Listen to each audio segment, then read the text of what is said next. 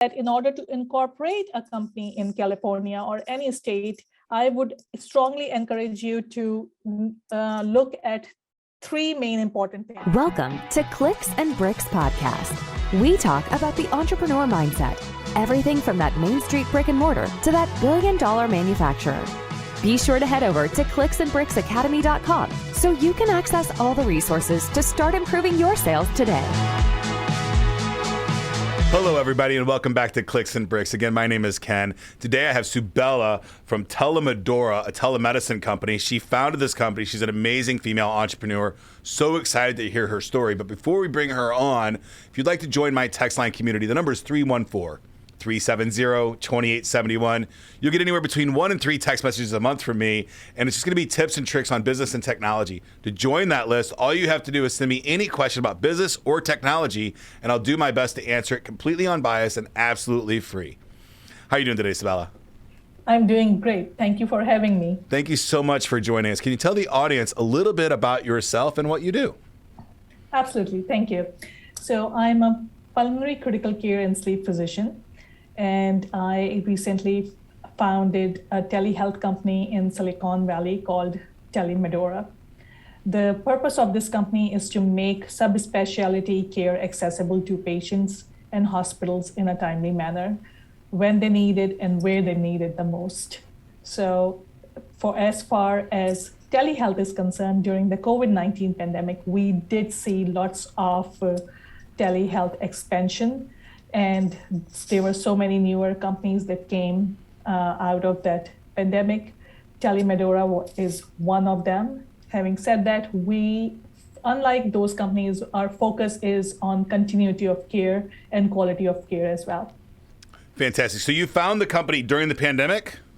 Correct. And you're already up and running, you have clients, and you're operating in 5 states already. Yes, so it's a newer company, and we do have patients. Fantastic. And you're in Silicon Valley, so cost of living is pretty high, but there's a lot of benefits to being in Silicon Valley for the technology and the contacts and things like that. Can you tell the audience a little bit about your transition story, what you were doing before Telemedora, and what motivated you to found this company? Absolutely. I would love to share my story. So before Telemedora, until August of 2020, I was working as a full-time pulmonary critical care and sleep physician, and I was serving multiple hospitals, and I was seeing patients, inpatient and outpatients. I was also working as the medical director of 2 sleep centers in Illinois at that time. During my journey, I was very lucky to have great mentors during my fellowships and whatnot. And after my fellowship, when I went into the real world, I did realize that I am not very good with the business side of medicine. And that's where things do get a little bit tricky. So that's why I went ahead and pursued an MBA from WashU in St. Louis, and while working full-time there. Once the pandemic hit, I saw the rapid adoption of telehealth, and I wanted to touch more lives than actually I was able to do so at that point. So that's why I decided to take the leap of faith. It's more like a free fall. And then I went and decided to move from Midwest to Silicon Valley, because that's where all the technology and all the talent pool access is as compared to other states. Fantastic. You probably didn't know this, but I went to WashU and I worked at the medical library. It was one of my first jobs out of film school. Wow. I did. I had to scan all the pathophysiology slides and color correct them for the med students. But I did attend for 1 year. I went to the main campus, and I ended up dropping out of college, but I did do 1 year at WashU, and it was somewhat of an experience. I think Washington University Med School was my last corporate America job in '96 when I left there, and I decided I didn't want to live a life as a cog in the wheels of a giant machine like that. It just wasn't wasn't very gratifying for me at all. But congratulations. I mean, WashU is a phenomenal school. So did you go through the med school there? I went to med school in Pakistan. Okay. And after graduating from there with honors, I came here and I did my internal medicine residency in Bronx, followed by my pulmonology fellowship at Yale University Bridgeport Hospital. And that was followed by additional fellowship at Memorial Sloan Kettering Cancer Center in New York City, Manhattan. After that, I went to rural America.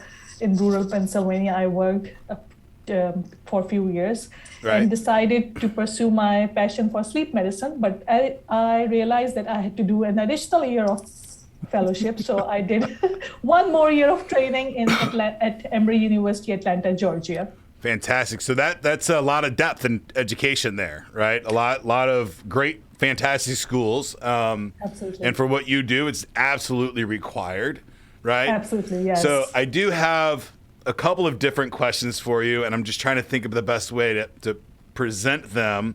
So I have a decent amount of, on the tech side, knowledge because we host some hospitals at my other job.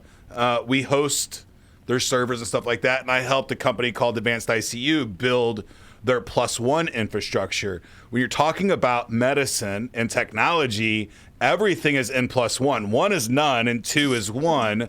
Can you talk to the audience a little bit about, because if you're starting a company and you want to go into the medical world, when you're talking about redundancy, it's not just double the cost, right? It's more like 3 times the cost to have double the stuff, right? Because the tying those things together. Can you tell us a little bit about the mentality behind the redundancies required, and when you're budgeting for that, how much extra you should really budget, because you can't go down and you have third-party auditors checking to make sure that you don't have any single points of failure. Absolutely. I would love to. So for starters, let's say for a company which is hiring physicians, they have to make sure that all the physicians are licensed in the states where they plan to launch or where they plan to have operations. It is ironical that when you are working for VA, you need to have only one state license, which is unrestricted. However, when you start working for any place else apart from VA, depending upon your state, you need to apply for specific physician licenses, and all those licensing requirements and all those things, they vary. Their timeline varies. For example, California and Texas, they tend to take months, 5 to 6 months, or sometimes even 8 months. Texas also requires an additional exam in order to be eligible for a license, as compared to Indiana, where the licensing can take anywhere from 2 to 3 weeks. So that does create lots and lots of redundancy, lots and lots of additional costs. There, to the best of my knowledge, there's not a single tracker. You know how you can track when you order Uber Eats? You can track where the guy is in the journey. Yep. You are, as physicians, we all are, as healthcare practitioners applying for licenses, we don't have such trackers in some states. And in other states, we may have those trackers, but they might not be the most updated ones. So that is number one. Number two is that when you are having a healthcare business or healthcare entity, you have to have additional budget in order to ensure HIPAA compliance.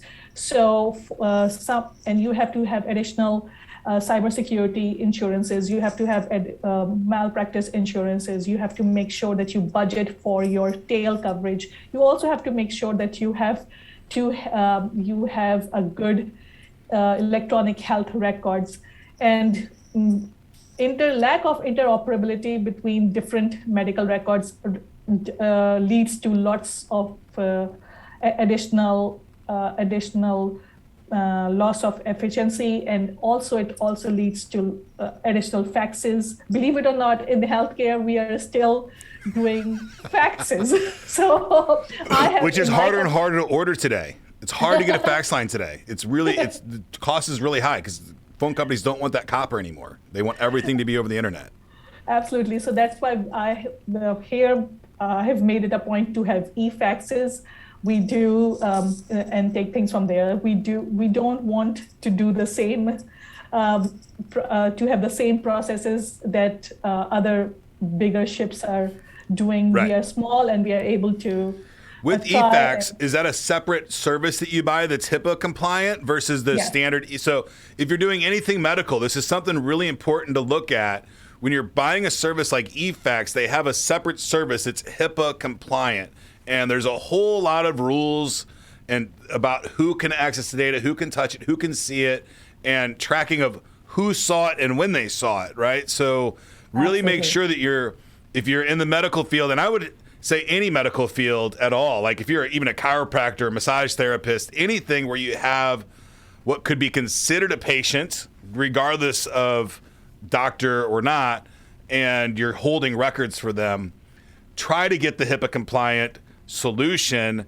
Even if you're just a massage therapist, I would recommend, right? But if you're a doctor, you definitely absolutely have to have that HIPAA compliant doctor, pharmacist, anything where you have prescriptions or you have medical data about your client, right? Absolutely. HIPAA compliance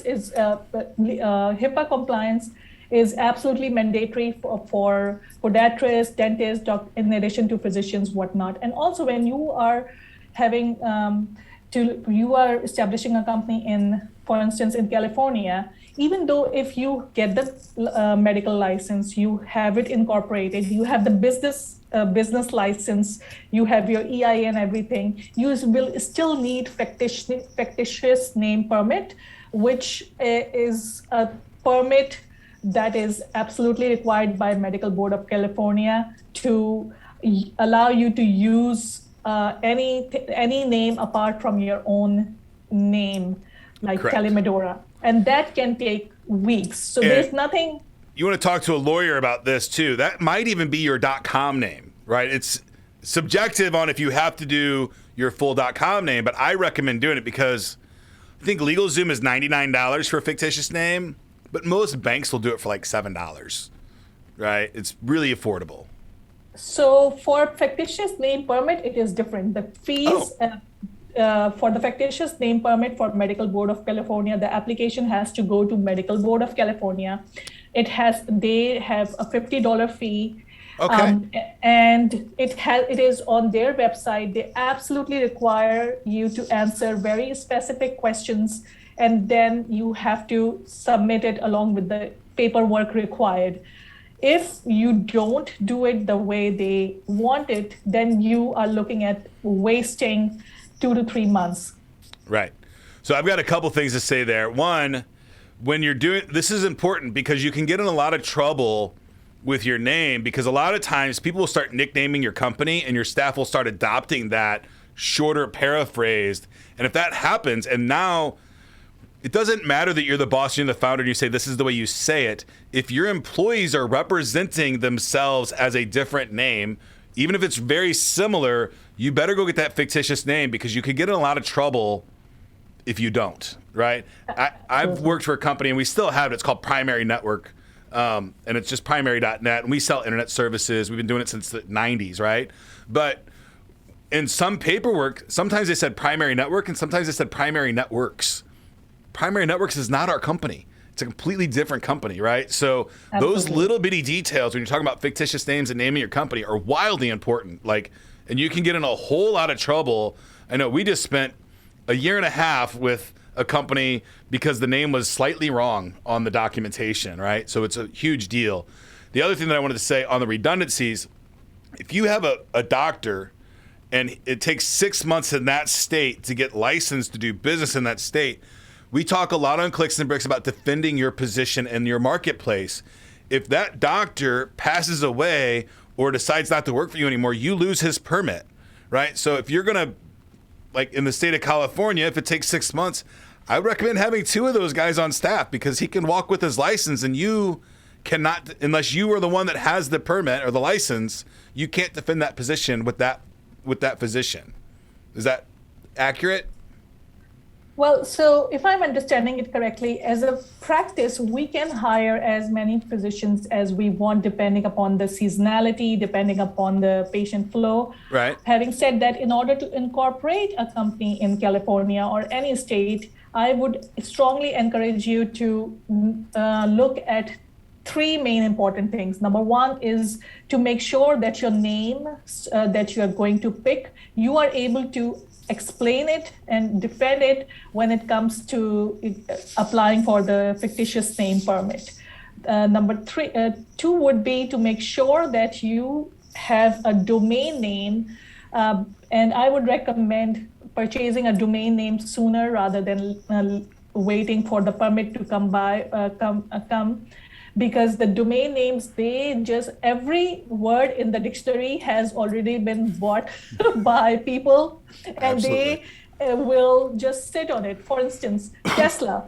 When Tesla wanted to launch their website, tesla.com, somebody had already purchased that name, and it in another country, and they were asking thousands of dollars to release that name. So. Yep.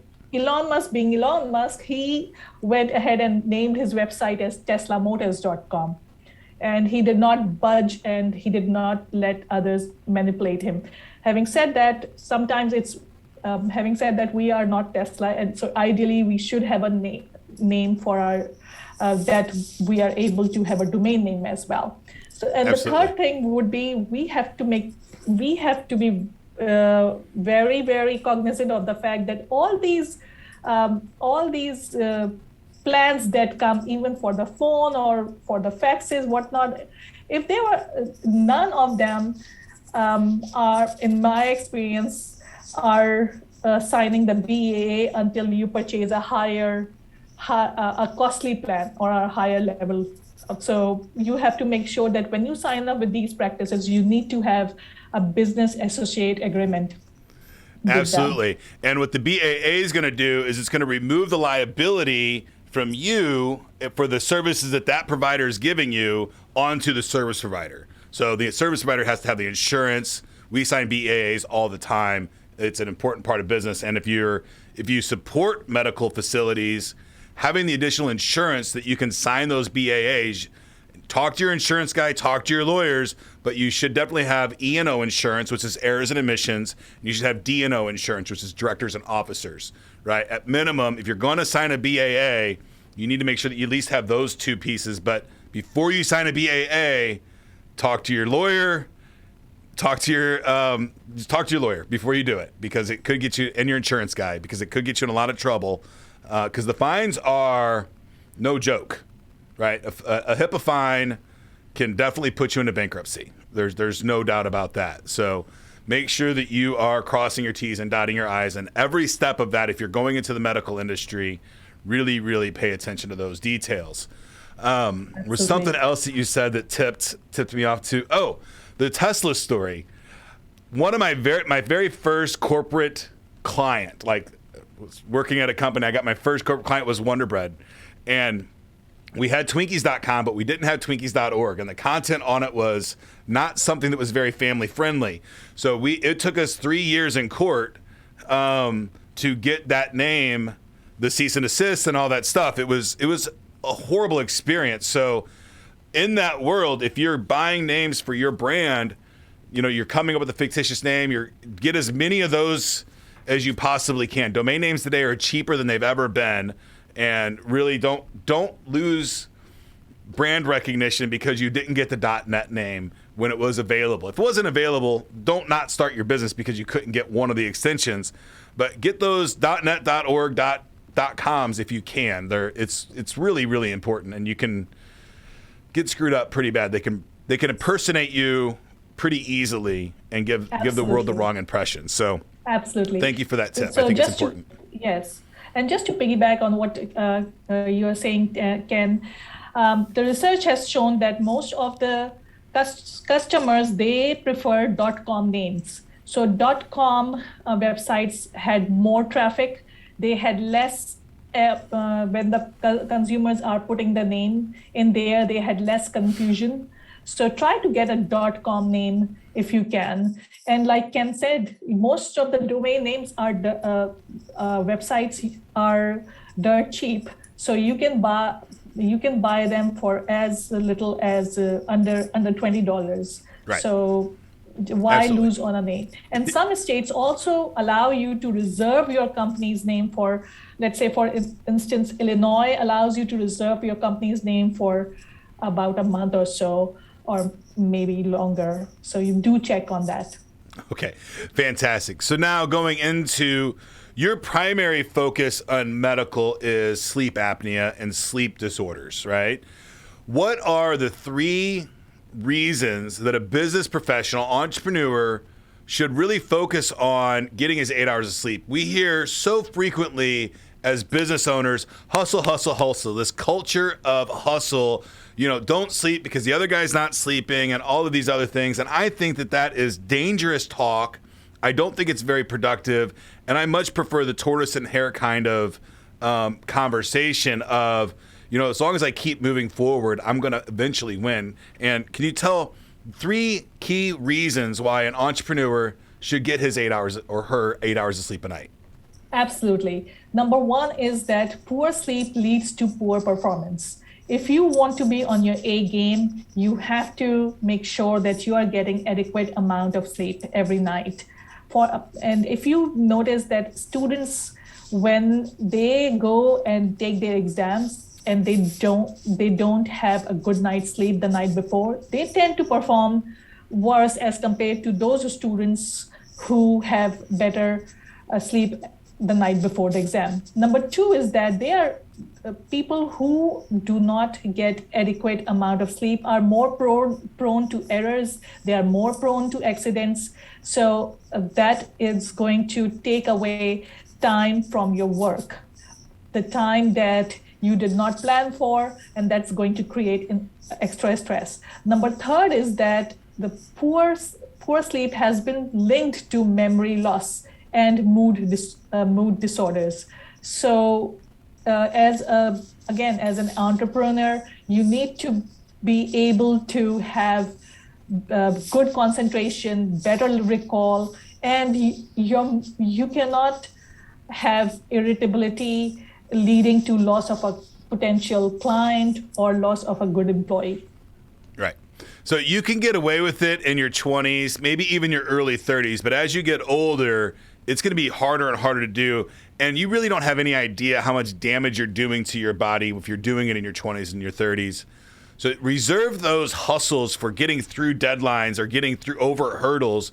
Don't live this life of constant hustle. It's dangerous and it's selfish for your business in reality, because if you're not getting the proper amount of sleep and performing at your peak performance day after day, then you're really not doing justice to you, your clients, your family, or your employees. It is really, really important to get the right amount of sleep. And if you die, your business is not going to be there anyway. So it doesn't matter. Make sure that you get to sleep. And, you might not be as profitable as you possibly could be, but your life will be better and you'll be happier and you'll be healthier. And all of those things, typically in my experience, have led you to a way more profitable lifestyle than it would have been otherwise. So thank you for those 3 bits. Now, moving on, because on Clicks and Bricks, we do love to talk about technology, and you've got a plethora of education and knowledge from a lot of different backgrounds. If you were to rub that crystal ball and look into the future of telemedicine over the next 5 and 10 years, where do you think technology is going to bring your industry? Great question, Ken. So in next few years, I see that telemedicine is going to evolve into a continuity of care kind of a thing. We are going to have better adaptation of examination, stethoscopes and digital Bluetooth devices in order to allow us to examine the patients better when they are at home. Third thing, I foresee that there will be integration of virtual reality, augmented reality in patient education, medical education, and in some of the treatments as well. So that is going to play a big role. And of course, artificial intelligence is going to make sure that it's going to help us. It's going to augment physicians instead of replacing physicians. Right. And it will help with the physician shortage. Because if you look at the current numbers, for 325 million Americans, there are only 7,500 board-certified sleep physicians. So that comes down to having one board-certified sleep physician for close to 43 to 44,000 people. Wow. Talk about a saturated market. That's a pretty good industry to be in, I would assume. So fantastic. Now, I think today I have a sleep apnea machine. I've had it for probably, I think, 2 or 3 years, and it's been a pretty good addition to my life. And if you consider the fact that somebody is watching that every night, right, or not really they're not got their eyes on it, but it's reporting back to a central database, and if it meets some certain thresholds, somebody's going to get alerted, right? And that's going to happen. Do you think that there's going to be more sensors for the human body over time? Like maybe a box that you walk into in the morning and it kind of sends off to the doctor. And if there's anything bad, hey, go to the doctor and check this out. Or, take your vitamin D this morning, right? Do you think that kind of stuff is going to predictive kind of stuff is going to come to play in the future? Sure, you brought up a very good point. The future of nearable and wearables has made me very excited about the ability to act and interact with patients. So number one, sometimes my patients, in my experience, they have smart watches. I'm not going to name a particular watch. They would say that, oh, by the way, this watch showed me that I did not get a good night deep sleep called REM sleep. So I would tell them that for now, we do have some data that these watches are not very accurate when it comes to assessing your sleep time, and we don't have the sensors on your brain at night. On our brain at night to detect whether it is deep sleep or not. Having said that, it is good. I have patients who do have the smart CPAPs, meaning that those are connected with the monitoring system. So if, let's say, in my experience, whenever the patient is not using it or is having too much air leaks, whatnot, we can download the data. We can see that maybe we can reach out to patient to find out what's going on and interact instead of and take measures instead of patient waiting for the appointment and things like that. Other thing is also that now there are blood glucose monitoring devices as well that are helping patients with the 24/7 blood glucose range. And some of my friends are using it for their own diabetes, and I have heard only good things about them. Right. So it's been a minute since I wrote any software, and I did some software for a pharmacy, and I think the word was adherence. The word, and it's if you're using the medicine, how frequently do you have a recurrence of your problem? And that's an adherence number. And that's the number that you're tracking there is if they use their sleep apnea machine on a 75% of the time, they're X number less likely of having a heart attack, or they're X number more likely to have a good memory, those kinds of numbers, right? And the artificial augmented intelligence is going to help us really narrow down those numbers long term. Absolutely. So currently, we have to go by what the CMS has set the criteria for us for if we are talking about CPAP or BiPAP devices. Currently, the criteria is that patients have to use it at least 4 hours or more every night for 70% of times in a month. However, the studies have shown that the actual benefit starts going to the patients, it starts happening to the patients on CPAP is after at least 6 hours of sleep on CPAP or BiPAP every night. Ideally, the number for adults to sleep is 7 hours at least or above, depending upon their body needs. Right. If you talk to my wife, it's 10 hours, but God love her. Like you said, the augmented reality and artificial intelligence, they're also going to help us customize and individualize care. Currently, most of the medicine is like one size fits all.